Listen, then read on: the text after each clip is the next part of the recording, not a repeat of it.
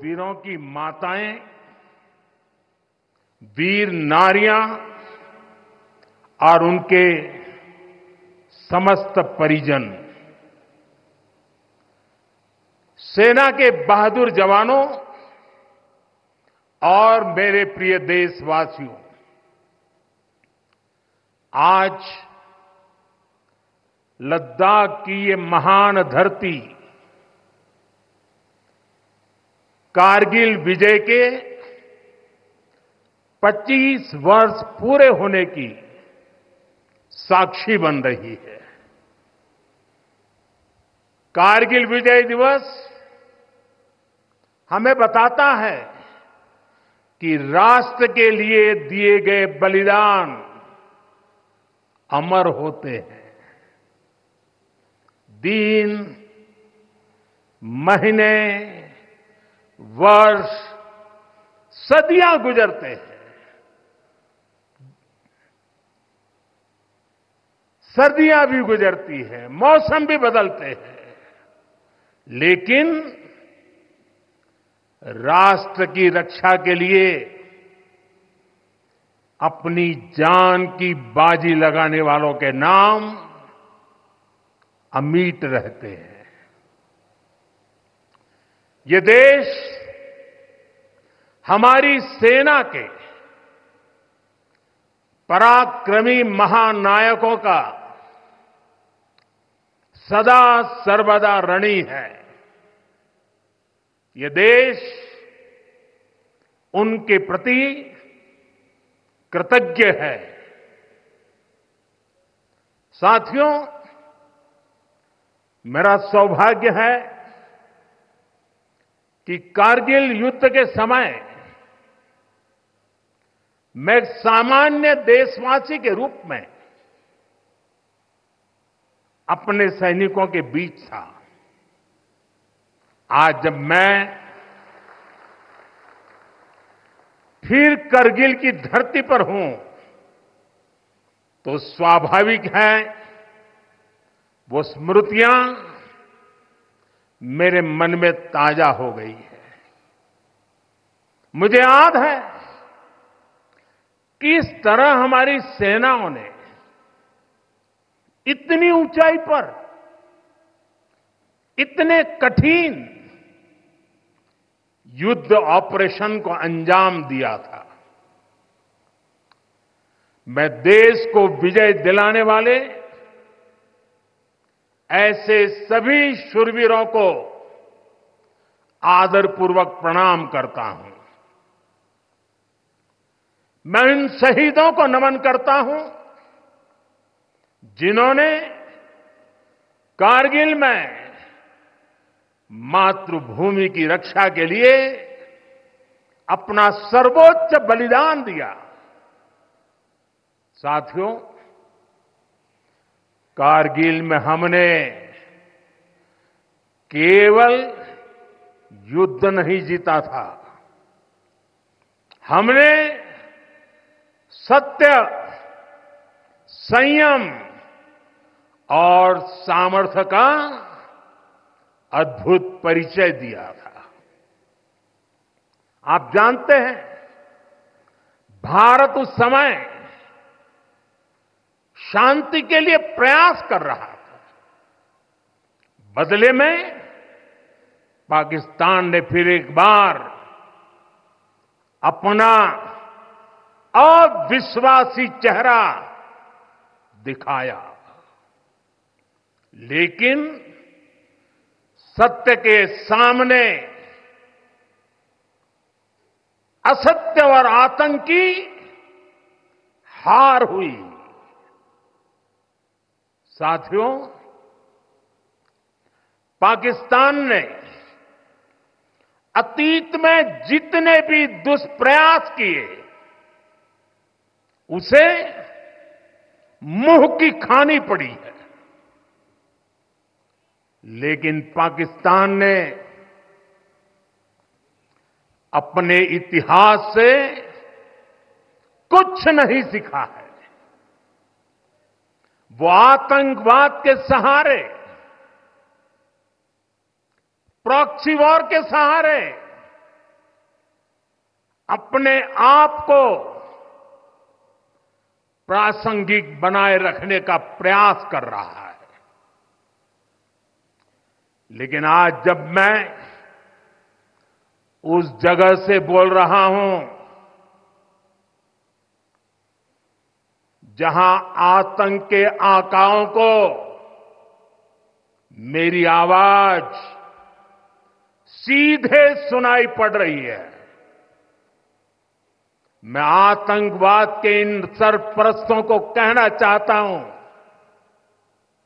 कि उनके नापाक मंसूबे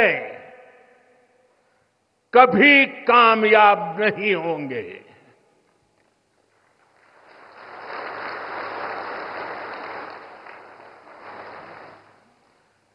आतंकवाद को हमारे जाबाज पूरी ताकत से कुचलेंगे। दुश्मन को मुंह तोड़ जवाब दिया जाएगा। साथियों, लद्दाख हो या फिर जम्मू कश्मीर,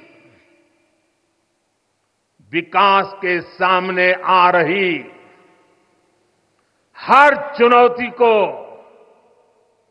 भारत परास्त करके ही रहेगा।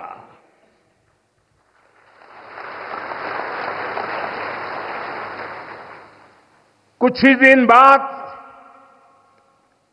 इस 5 अगस्त को आर्टिकल 370 का अंत हुए 5 वर्ष पूरे होने जा रहे हैं। जम्मू कश्मीर आज नए भविष्य की बात कर रहा है,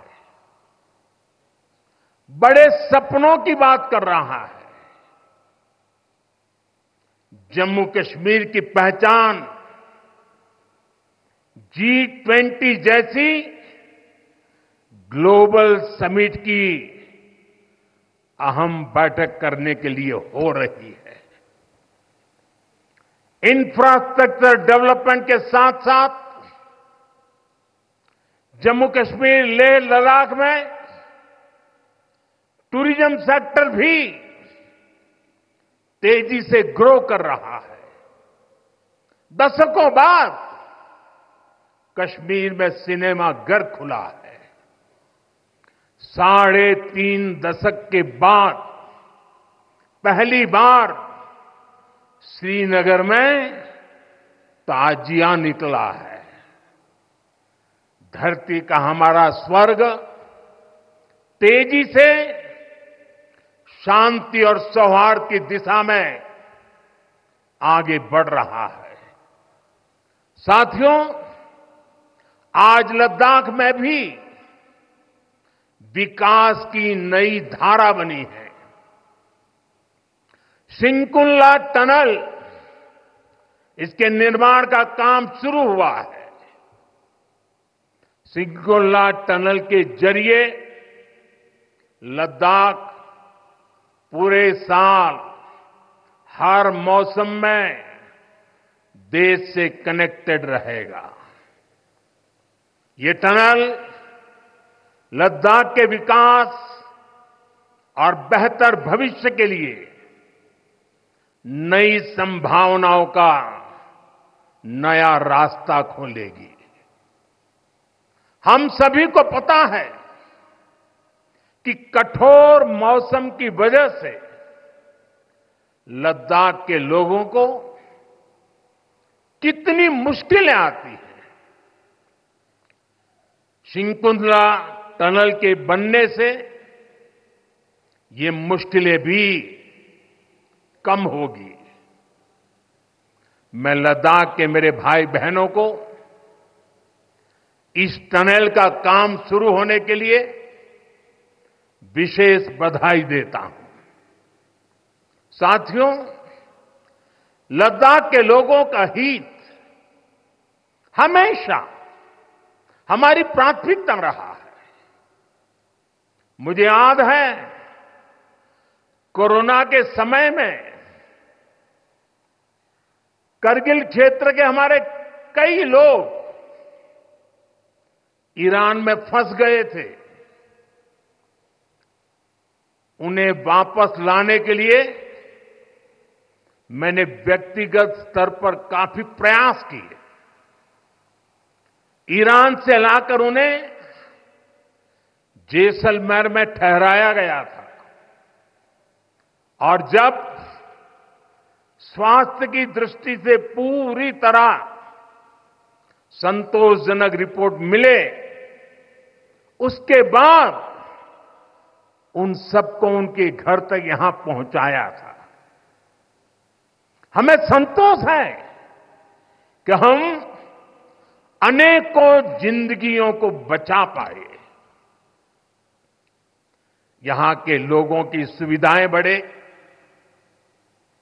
ईज ऑफ लिविंग बढ़े, इसके लिए भारत सरकार निरंतर प्रयास कर रही है।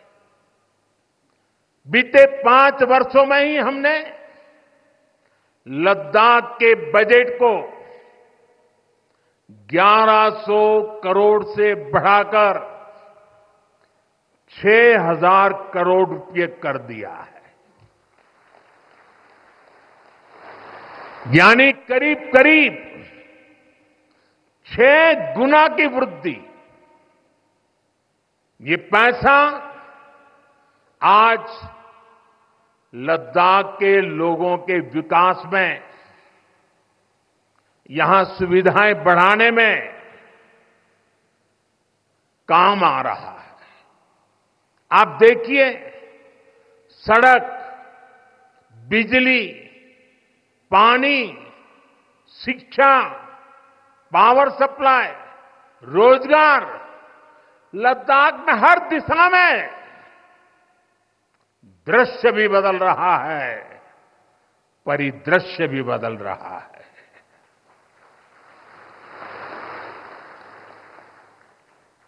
पहली बार यहां होलिस्टिक प्लानिंग के साथ काम हो रहा है।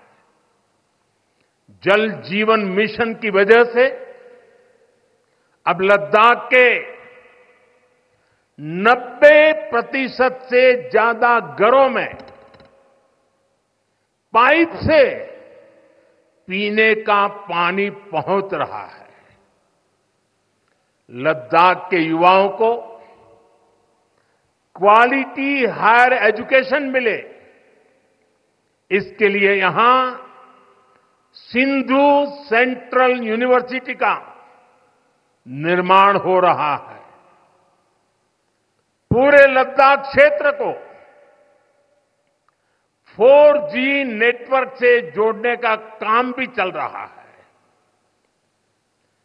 13 किलोमीटर लंबी जोजिला टनल का काम भी जारी है।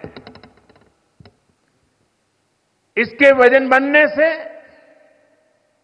नेशनल हाईवे नंबर 1 पर भी ऑल वेदर कनेक्टिविटी हो जाएगी। साथियों, हमने देश के सीमावर्ती क्षेत्रों में विकास के असाधारण लक्ष्य तय किए हैं। चैलेंजिंग टास्क को अपने हाथों में लिया है। बॉर्डर रोड ऑर्गेनाइजेशन बीआरओ ने ऐसे लक्ष्यों को पूरा करने के लिए अभूतपूर्व गति से काम किया है। बीआरओ ने पिछले 3 साल में ही 330 से ज्यादा इंफ्रास्ट्रक्चर प्रोजेक्ट पूरे किए हैं।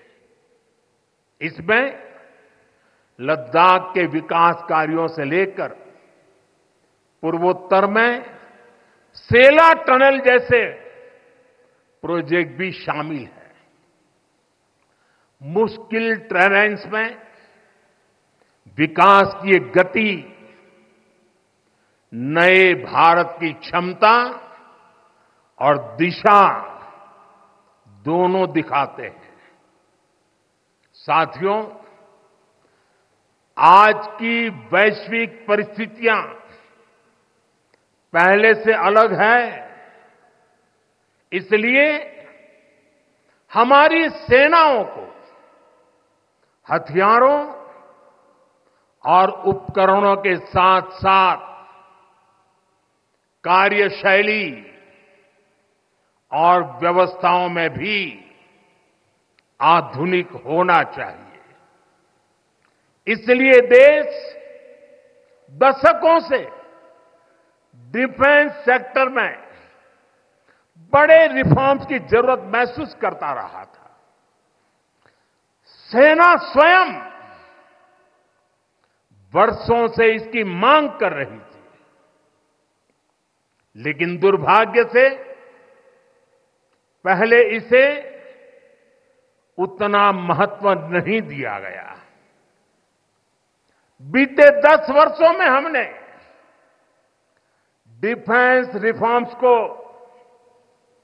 रक्षा क्षेत्र की पहली प्राथमिकता बनाया है। इन रिफॉर्म्स के कारण आज हमारी सेनाएं ज्यादा सक्षम हुई हैं, आत्मनिर्भर हो रही है। आज डिफेंस प्रोक्योरमेंट में बड़ी हिस्सेदारी भारतीय डिफेंस इंडस्ट्री को दी जा रही है।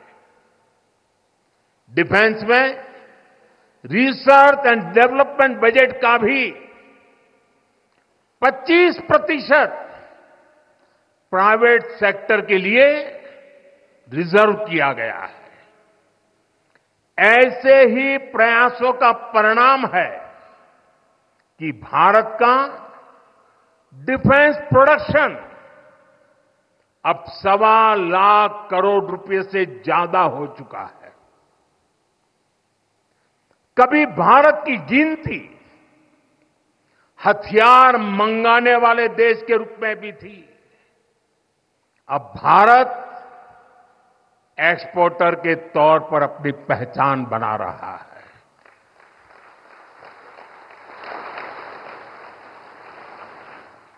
मुझे खुशी है कि हमारी सेनाओं ने 5,000 से ज्यादा हथियारों और ये सैन्य उपकरणों की लिस्ट बनाकर ये तय किया है कि अब ये 5,000 आइटम्स बाहर से नहीं मंगवाए जाएंगे। मैं इसके लिए सेना नेतृत्व को बधाई देता हूं। साथियों, डिफेंस सेक्टर में रिफॉर्म्स के लिए भी भारत की आर्म्ड फोर्सेस की सराहना करना चाहता हूं। हमारी सेनाओं ने बीते वर्षों में कई साहसिक निर्णय लिए हैं। सेना द्वारा किए गए जरूरी रिफॉर्म्स का एक उदाहरण अग्निपथ स्कीम भी है। दशकों तक संसद से लेकर अनेक कमिटी तक में सेनाओं को युवा बनाने पर चर्चाएं होती रही है। भारत के सैनिकों की औसत आयु, एवरेज एज, ग्लोबल एवरेज से ज्यादा होना, ये हम सबकी चिंता बढ़ाता रहा है। इसलिए ये विषय वर्षों तक अनेक कमिटियों में भी उठा, लेकिन देश की सुरक्षा से जुड़ी इस चुनौती के समाधान की पहले इच्छा शक्ति नहीं दिखाई गई। शायद कुछ लोगों की मानसिकता ही ऐसी थी कि सेना मतलब नेताओं को सलाम करना, परेड करना। हमारे लिए सेना मतलब 140 करोड़ देशवासियों की आस्था। हमारे लिए सेना मतलब 140 करोड़ देशवासियों की शांति की गारंटी। हमारे लिए सेना मतलब देश की सीमाओं को सुरक्षा की गारंटी। अग्निपथ योजना के जरिए देश ने इस महत्वपूर्ण सपने को एड्रेस किया है। अग्निपथ का लक्ष्य सेनाओं को युवा बनाना है। अग्निपथ का लक्ष्य सेनाओं को युद्ध के लिए निरंतर योग्य बनाए रखना है। दुर्भाग्य से राष्ट्रीय सुरक्षा से जुड़े इतने संवेदनशील विषय को कुछ लोगों ने राजनीति का विषय बना दिया है। कुछ लोग सेना के इस रिफॉर्म पर भी अपने व्यक्तिगत स्वार्थ में झूठ की राजनीति कर रहे हैं। ये वही लोग हैं जिन्होंने सेनाओं में हजारों करोड़ के घोटाले करके हमारी सेनाओं को कमजोर किया। ये अब वही लोग हैं जो चाहते थे कि एयरफोर्स को कभी आधुनिक फाइटर जेट न मिल पाए। ये वही लोग हैं जिन्होंने तेजस फाइटर प्लेन को भी डिब्बे में बंद करने की तैयारी कर ली थी। साथियों, सच्चाई ये है कि अग्निपथ योजना से देश की ताकत बढ़ेगी और देश का सामर्थ्यवान युवा भी मातृभूमि की सेवा के लिए आगे आएगा। प्राइवेट सेक्टर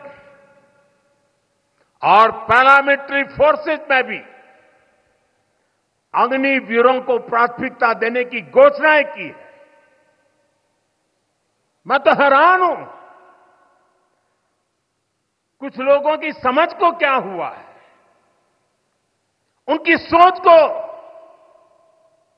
क्या हो चुका है। ऐसा भ्रम फैला रहे हैं कि सरकार पेंशन के पैसे बचाने के लिए ये योजना लेकर आई है। मैं जरा ऐसे लोगों की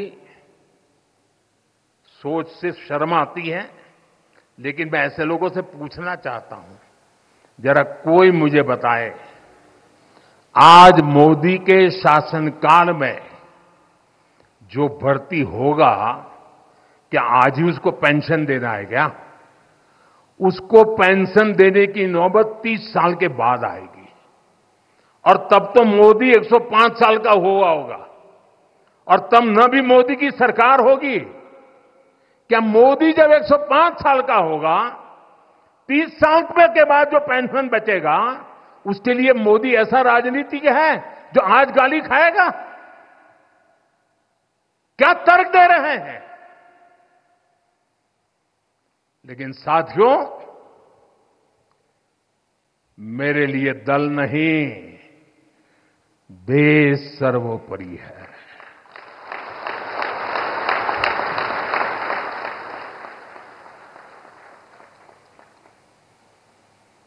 और साथियों, मैं आज गर्व से कहना चाहता हूं, सेनाओं द्वारा लिए गए इस फैसले का हमने सम्मान किया है। और जैसा मैंने पहले कहा, हम राजनीति के लिए नहीं, राष्ट्र नीति के लिए काम करते हैं। हमारे लिए राष्ट्र की सुरक्षा सर्वोपरि है। हमारे लिए 140 करोड़ की शांति ये सबसे पहले है। साथियों, जो लोग देश के युवाओं को गुमराह कर रहे हैं। उनका इतिहास साक्षी है कि उन्हें सैनिकों की कोई परवाह नहीं है। ये वही लोग हैं जिन्होंने एक मामूली रकम 500 करोड़ रुपए दिखाकर वन रैंक वन पेंशन पर झूठ बोला था। 500 करोड़। ये हमारी सरकार है जिसने वन रैंक वन पेंशन लागू किया। पूर्व सैनिकों को 1.25 लाख करोड़ रुपए से ज्यादा दिए गए। अब कहां 500 करोड़, कहां 1.25 लाख करोड़। इतना झूठ और देश के जवानों की आंख में धूल झोंकने का पाप। ये वही लोग हैं जिन्होंने आजादी के 7 दशक बाद भी सेना की मांग होने के बावजूद भी, देश के वीर सैनिकों के परिवारों की मांग होने के बाद भी हमारे शहीदों के लिए वॉर मेमोरियल नहीं बनाया। टालते गए, कमिटियां बनाते गए, नक्शे दिखाते गए। ये वही लोग हैं जिन्होंने सीमा पर तैनात हमारे जवानों को पर्याप्त बुलेट प्रूफ जैकेट्स भी नहीं दी थी। और साथियों, ये वही लोग हैं जो करगिल विजय दिवस को भी नजरअंदाज करते रहे। ये तो देश की कोटि कोटि जनता के आशीर्वाद है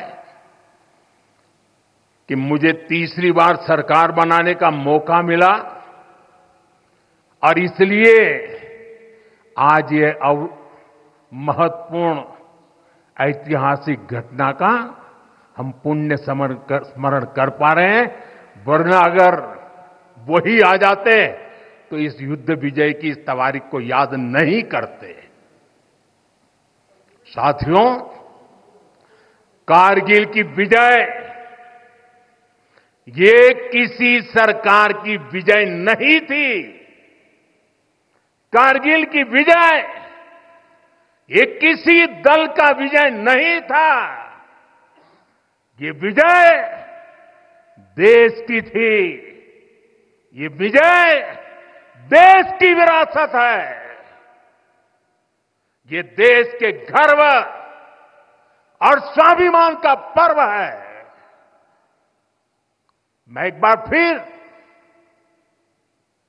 140 करोड़ देशवासियों की तरफ से मेरे वीर जवानों को श्रद्धापूर्वक नमन करता हूं। सभी देशवासियों को पुनः एक बार कारगिल विजय के 25 वर्ष की शुभकामनाएं देता हूं। मेरे साथ बोलिए, भारत माता की। ये भारत माता की जय मेरे उन वीर शहीदों के लिए है, मेरे वीर भारत मां के वीर सपूतों के लिए है।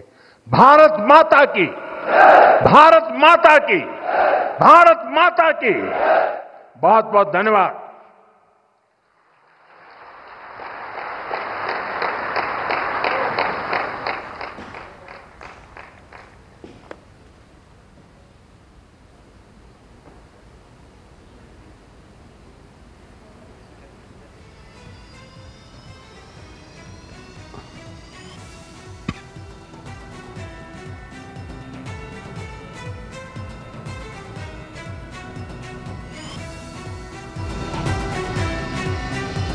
तो आप ये सीधी तस्वीरें देख रहे हैं।